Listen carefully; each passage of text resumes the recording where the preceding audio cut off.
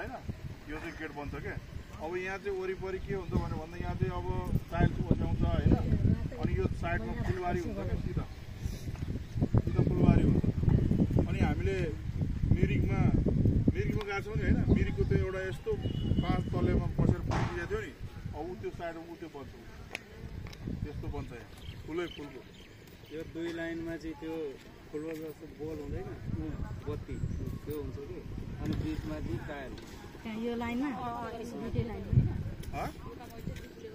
होइन अनि फुलको त यो बीचमा यो चाहिँ त्यो टायल राख्ने यो टायल राख्ने हैन अब यो 45 लाख हो। मेरो नाम गणेश बहादुर आचार्य बर्दिवास नगरपालिका वडा नम्बर 5 को सदस्य। यो भौतिक पूर्वाधार मन्त्रालयबाट चाहिँ यो गुम्बा निर्माणको लागि माननीय सरोज यादवजीले मन्त्रीज्यूले हाल्नु भएको बजेट हो। यो चाहिँ अघिल्लो साल 45 लाख रुपैयाँ हाल्नु भएको थियो। त्यसमा चाहिँ यो गुम्बाको भवन निर्माण गरियो। त्यसको अधुरो कामहरू यसपालि फेरि 45 लाख हालिदिनु भएको छ। त्यो अधुरो काम पुरा गरेर अनि यो चाहिँ गुम्बामा जाने एक किसिमको बाटो हो। बाटो चाहिँ अलि सौन्दर्यकरण बनाउनको लागि यो दुई साइड चाहिँ वाल हुन्छ 1.5 फिटको, मान्छे पनि बस्न मिल्ने।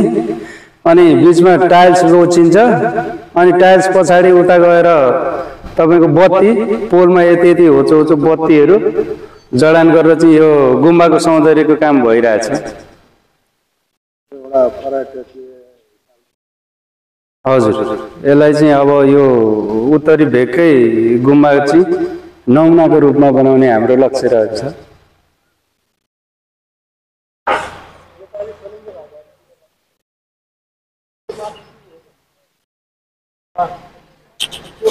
गुम्बाको जाने बाटो सौन्दर्यीकरणको काम भइरहेको छ।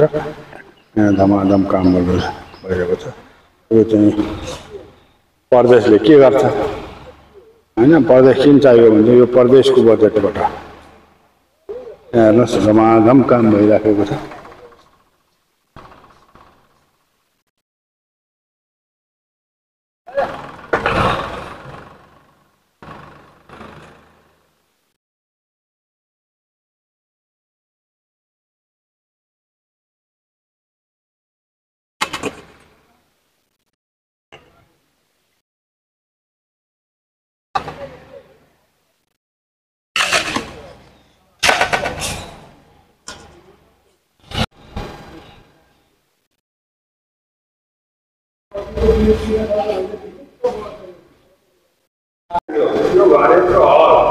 यो चाहिँ यो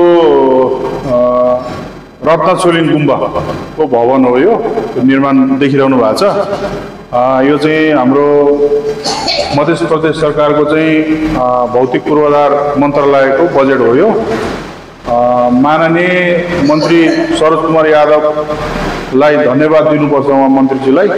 यो गत वर्ष पनि यसको 30 लाखको चाहिँ यो संरचना अलिकति उठेको थियो। यसलाई चाहिँ कार्य सम्पन्न गर्नको लागि चाहिँ यसपाल पनि फेरि 45 लाख रुपैयाँको यसको बजेट छ। अब यहाँ चाहिँ गुम्बाको सौन्दर्यीकरण, यो भवन प्लास्टरदेखि लिएर यो झ्यालको सबै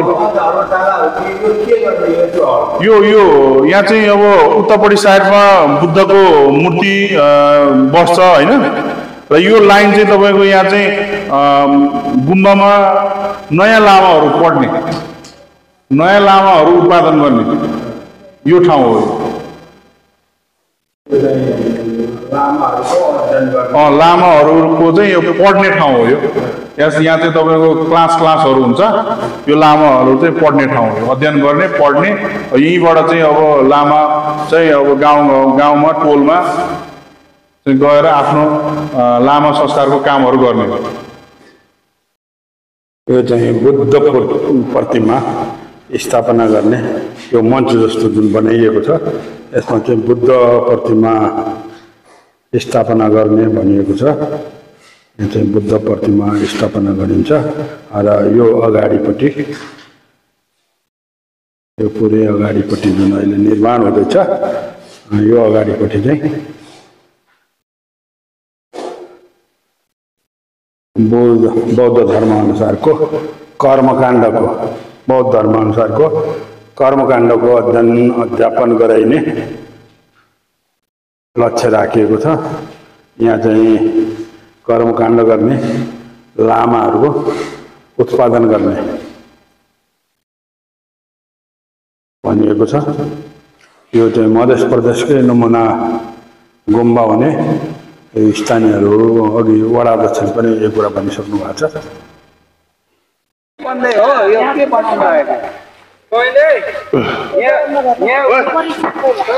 नमस्कार, म कृष्ण कुमार लामा, म यहाँको स्थानीय बासिन्दा। अब यो टुटेश्वरनाथ महादेव मन्दिरको प्राङ्गणमा चाहिँ पर्यटन मन्त्रालयको आर्थिक सहयोगमा यही आर्थिक वर्ष 81-82 चाहिँ यो पर्यटन विभाग मार्फत चाहिँ विनियोजित रकम लगभग 45-50 लाखबाट चाहिँ यो टुटेश्वरनाथ महादेव मन्दिरको सौन्दर्यकरणको लागि चाहिँ यो गेट तथा कम्पाउन्ड वाल निर्माण भइरहेको छ। अहिले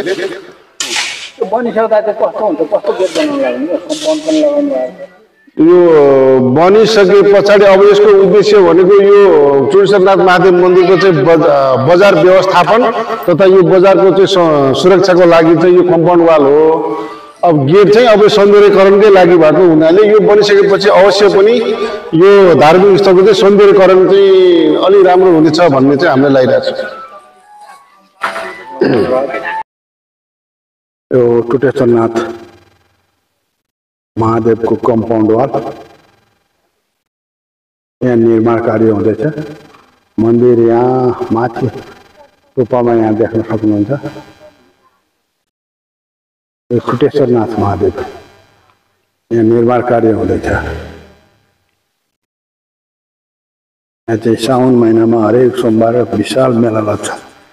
यहाँ दर्शन गर्न आउने भारत नेपालका 4-5 जिल्ला र भारत समेतका मानिसहरू यहाँ दर्शन गर्न आउँछन्। श्रद्धालुहरू यहाँ 1 दिन अगाडि नै आएर राति बास बस्ने चलन पनि छ। यहाँ निकै रमाइलो हुन्छ, रातभरि जागरण बस्ने चलन छ। यहाँ चाहिँ यो कम्पाउन्ड हो, यहाँ निर्माण कार्य हुँदैछ।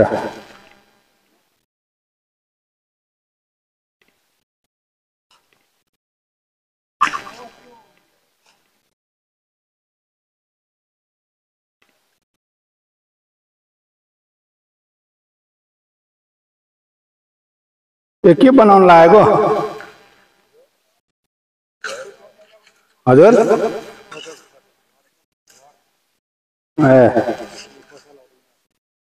ए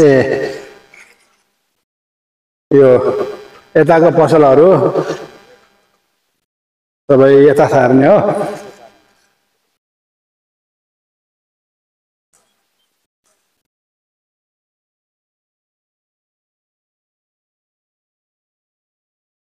यो पनि हो दाजु, लाउनु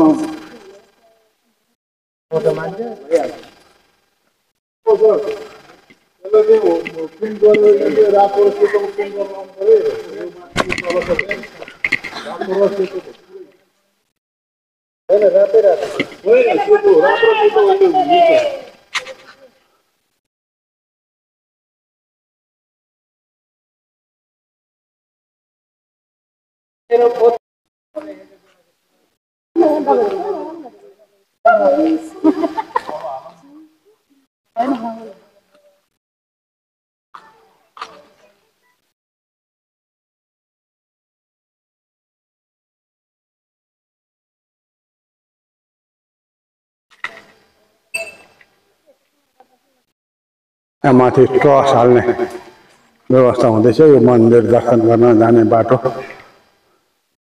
एकातर्फ महिला एकातर्फ पुरुष गरेर यो मन्दिर दर्शन गर्न जाने बाटो हो। हामी टुटेश्वरनाथ मन्दिरमा जाँदैछौँ।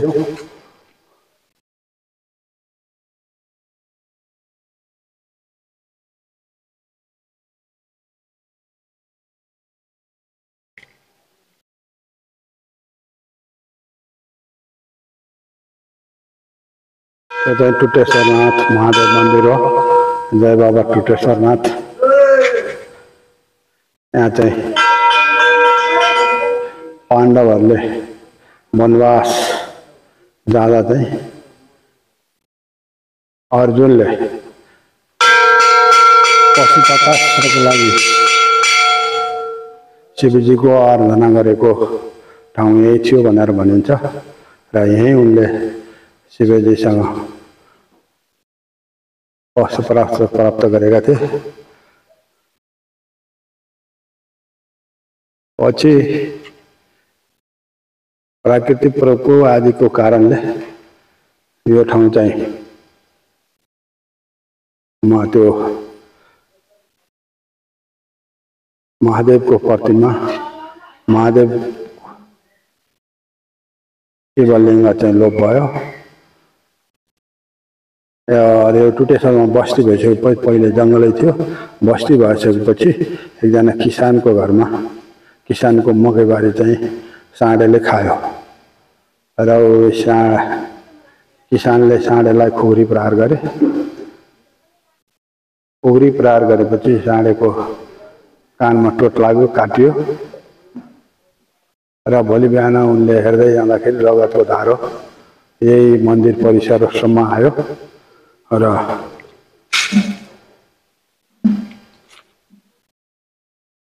शिलामा अथवा ढुङ्गामा परिणत भइसकेको साँडेको प्रतिमामा परिणत भइसकेको थियो र त्यसको अगाडि उत्खनन गर्दा यहाँ शिवलिङ्ग भेटियो र यो संरचनाहरू निर्माण गरियो। यो धेरै प्राचीन मन्दिर हो, तर यो स्वरूपमा यो संरचनागत रूपमा चाहिँ यो क्रमशः विकास हुँदै गएको छ। साउन महिनाको हरेक सोमबार यहाँ ठेगी नसक्ने भिड हुन्छ। लाखौं करोडौँले हेर्छन्। भारतदेखि मधेसका प्राय सबै जिल्लाका लगभग प्राय सबै घरबाट यो साउनको सोमबार यहाँ आएर जल चढाउने प्रचलन छ। कतिपय चाहिँ यहाँ धनुषा र सिराहाको सिमनामा रहेको कमला नदीबाट जल उठाएर दगुर्दै आएर यहाँ जल चढाउने प्रचलन छ। त्यसलाई डाकबम भनिन्छ। यहाँ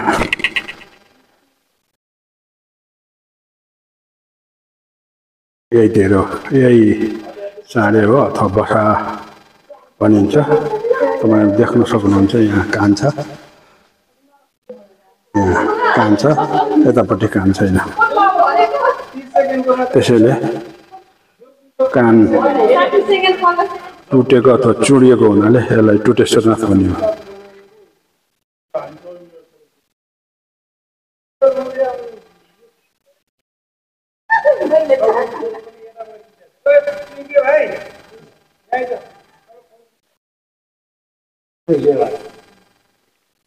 शिवलिङ्गको दर्शन गर्न सक्नुहुन्छ।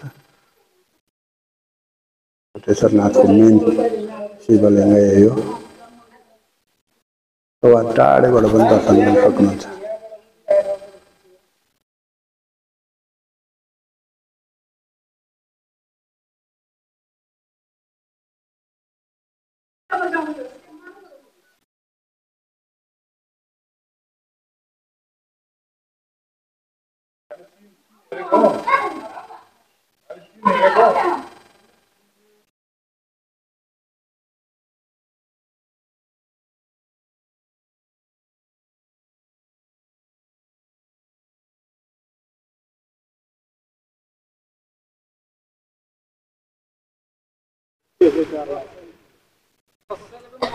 नमस्कार, म कारमन स्याङ्गो बर्दिवास नगरपालिका वार्ड नम्बर 5 को वडा अध्यक्ष।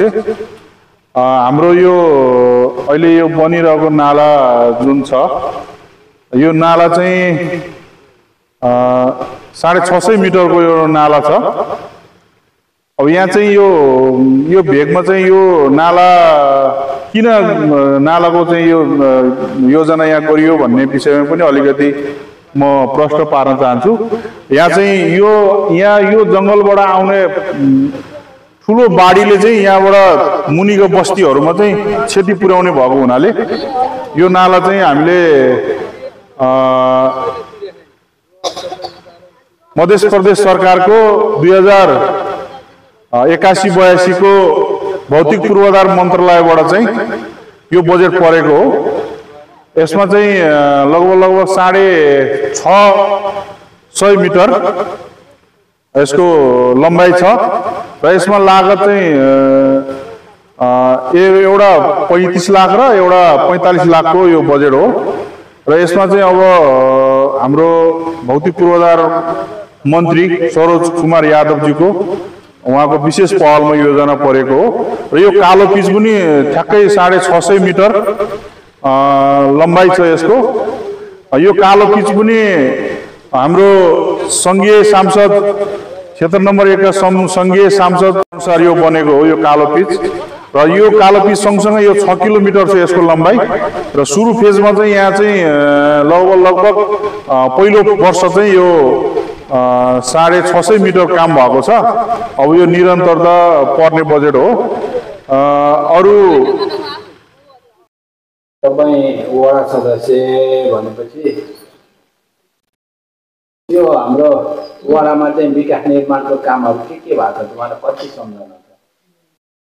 सबैलाई नमस्ते, मेरो नाम गीता कुमारी, म वडा सदस्य हो घर घुम्रे। यो वडाबाट हाम्रो बजेट चाहिँ हैन सर, मैले 2080 मा 11 लाखको बजेट हाल्यो वडाबाट सुरुमा, अनि त्यसपछि 2081 मा 5 लाखको एक ठाउँमा ढलान हाल्यो, एक ठाउँमा 2.5 लाखको ढलान हाल्यो सर। नाला एक ठाउँमा 5 लाखको नाला, एक ठाउँमा 2.5 लाखको नाला हाल्यो। अनि त्यसपछि आएर अर्को वर्षमा मैले फेरि अहिले मेरो 5 लाखको नाला पनि हुँदैछ नाला पनि, अनि त्यसपछि ढलान पनि 4 लाखको ढलान पनि सम्पन्न भइसक्यो। अनि 2 लाखको चाहिँ हाम्रो मगर जातिमा हामीले मगर जातिमा पाठ पूजा गर्ने, बिहे गरेपछि त्यहाँ गएर देउला बेहुलीलाई लगेर दर्शन गराउने हाम्रो मगर समुदायमा चाहिँ त्यस्तो मन्दिरको लागि 2 लाखको बजेट हालेको छु मैले, त्यहाँ गर्दैछु। अहिले भोलिदेखि सुरु गर्छु त्यो काम। अनि प्रदेशबाट मेरो 45 लाखको पनि ढलान सुरु हुँदैछ नम्ना टोलमा। अनि नगरको बजेटबाट 50 लाखको पनि त्यो रोड चाहिँ पिच हुनुको लागि 500 किलोमिटर चाहिँ हाम्रो पिच हुनको लागि पेलेर राखेको छ। अनि यो हाम्रो वडा अध्यक्ष कार मानस्याङवाको कामबाट कतिको सन्तुष्ट हुनुहुन्छ? उसले सबैलाई कोअर्डिनेट गरेर सबै वडा सदस्यहरूलाई कोअर्डिनेट गरेर लगेको छ कि छैन? हाम्रो अध्यक्षबाट हामीलाई काठमाडौँ स्याङ्जाको अध्यक्षबाट हामीलाई कुनै पनि गुनासो, कुनै पनि मनमा त्यो शङ्का लाग्ने कुनै पनि छैन।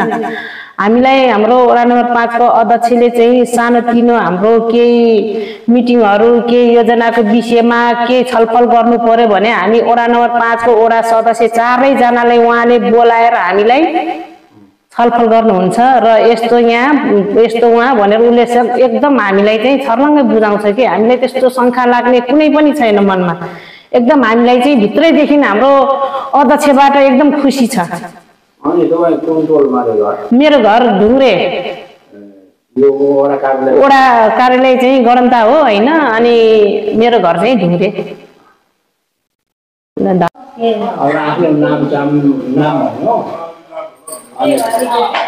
भन्नु सर? नमस्कार, मेरो नाम कुमारी मायाविका, वडा नम्बर 5 को वडा सदस्य।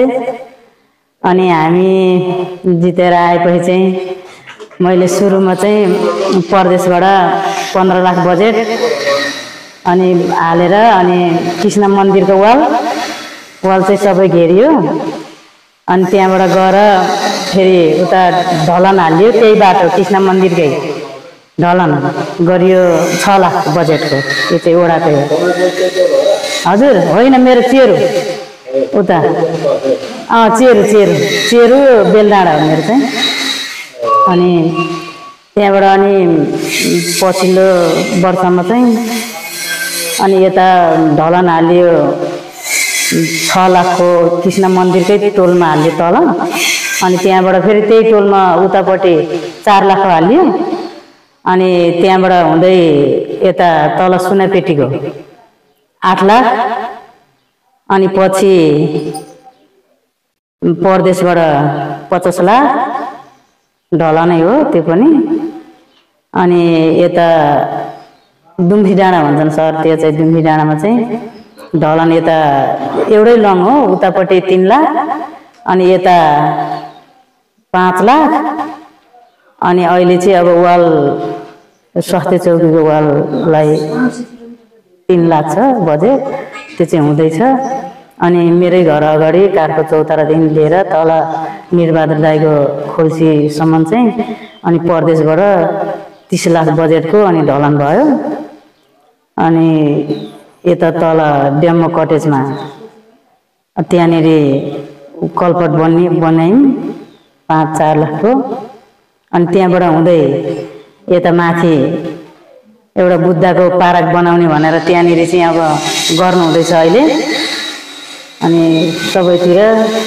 गर्दैछौँ अहिले हामीले अनि सुरुमा यता हामी वडा कार्यालय आउने बाटो अलिकति अप्ठ्यारो थियो त्यहाँनिर 4 लाख बजेट हालियो अनि त्यहाँनिर बनाइयो अलिकति अप्ठ्यारो हुने ठाउँमा चाहिँ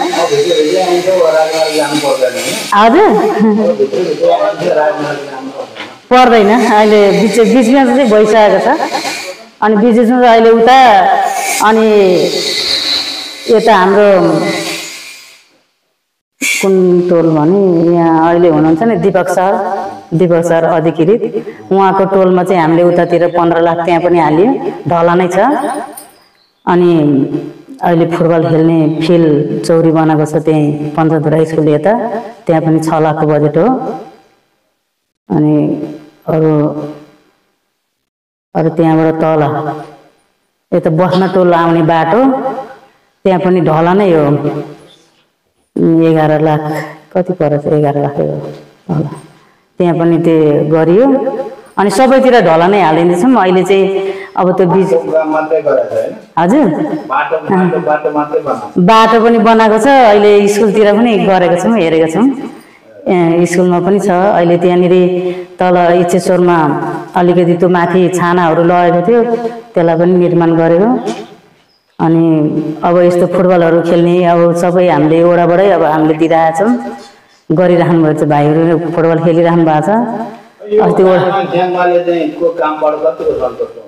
एकदम राम्रो छौँ हामी त खुसी छौँ उहाँले अब हामीले जति कुराहरू आए पनि बजेट अब आए पनि अब त बजेटहरू अब यता कहाँ हाल्ने के गर्ने भनेर सबै हामी बसेरै हामी 4 जना 5 जनै बसेर अध्यक्षसम्म बसेर हामी कहाँ हाल्ने कुन ठाउँमा कति हाल्ने गर्ने भनेर सबै कुरा हामीलाई जानकारी हुन्छ कुनै मिटिङमा पनि हामीलाई सबै जानकारी हुन्छ उहाँबाट हामीलाई केही गुनासो छैन अध्यक्षबाट चाहिँ हामीलाई जाति सबै जातिहरूको छ सबै दिएको छौँ हामीले वडाबाटै हो अनि अब यस्तो कार्यक्रमहरू अब स्कुलमा हुनु पर्यो भने पनि वडाबाटै दिने हो सबै हामीले दिएको छौँ बाल दिवस पनि अनि महिना वर्षमा एकचोटि हामीले महिना 5वटा स्कुल छ हाम्रो अनि 5वटा स्कुलमा चाहिँ हामीले मिटिङ राखेर हाम्रो विद्यालयको सरहरूलाई राखेर हामी वडा नम्बर 5 को वडा सदस्यहरू अध्यक्ष सबै बसेर हामीले चाहिँ अब वर्षमा क्यालेन्डर निकालिसकेपछि हाम्रो त्यो क्यालेन्डर अनुसारले कुन स्कुलमा हामी के कार्यक्रम गर्ने भनेर त्यो पनि हुन्छ होइन अनि हामीले हाजिरी जवाफ गराउने गर्छ स्कुलमा गएर महिनामा अनि हामीले जात जातिका कल्चर ड्रेसहरू गाडा बाजाहरू पनि छ अनि फुटबल खेलाडीहरूलाई हामीले बजेट छुटाएर अनि हामीले त्यो बजेट पनि फुटबल खेलाडीहरूलाई पनि प्राप्त गराउँछ